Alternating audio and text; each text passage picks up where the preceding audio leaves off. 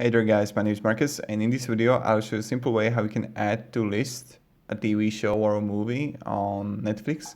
So let's start. So what you want to do is just, when you're gonna have a crown, like open whatever, like this one, click info, and then next to the rate you're gonna see my list here. So let's click my list, and right now it's added to your list. You can click whatever you want, really, and click like money heist here and my list. Pretty simple, pretty easy, and this is how you can do it. Now click more here and you would see your list here. So you go right bottom corner to more and then click my list under give free Netflix to your friends, right? So thank you very much everybody for watching. If you have any questions guys, ask me down in the comments, and have a great day and goodbye. See ya.